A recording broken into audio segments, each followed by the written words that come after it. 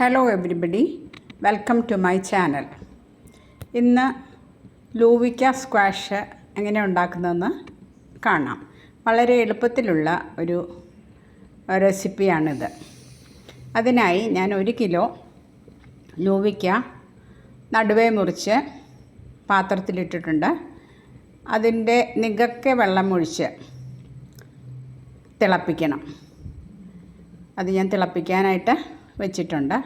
തിളച്ചിട്ടില്ല. പിന്നെ നമുക്ക് വേണ്ടത് പഞ്ചസാരയാണ്. ഈ ലൂവിക്ക തിളച്ച വെള്ളവും പഞ്ചസാരയും മാത്രമാണ് നമുക്ക് വേണ്ടത്. ഇത് തിളച്ച് കഴിയുമ്പോൾ അത് നമുക്ക് അരിച്ചെടുക്കണം.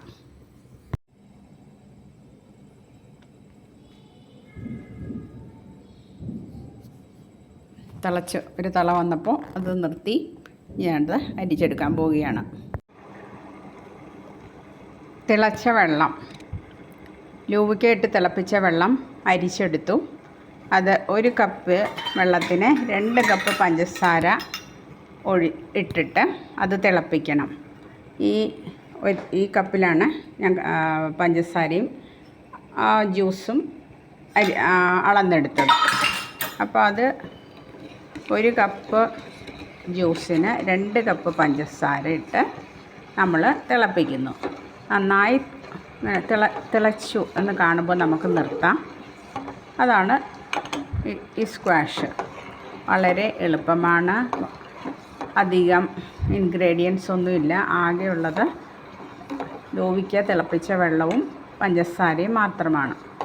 നമുക്ക് ഫ്രിഡ്ജിൽ വെച്ച് സൂക്ഷിക്കാം. ആറുമ്പോൾ നമുക്ക് കുപ്പികളിലാക്കി ഫ്രിഡ്ജിൽ വെച്ച് സൂക്ഷിക്കാം. ആവശ്യമുള്ളപ്പോൾ വെള്ളം ചേർത്ത് കുടിക്കാം. So thank you for watching. The easiest ലൂവിക്ക സ്ക്വാഷാണിത്. തിള വരുന്നുണ്ട്. ആ തിള വരുന്നതോടുകൂടി നമുക്കത് തിളച്ച് കഴിയുമ്പോൾ നമുക്കത് നിർത്താം.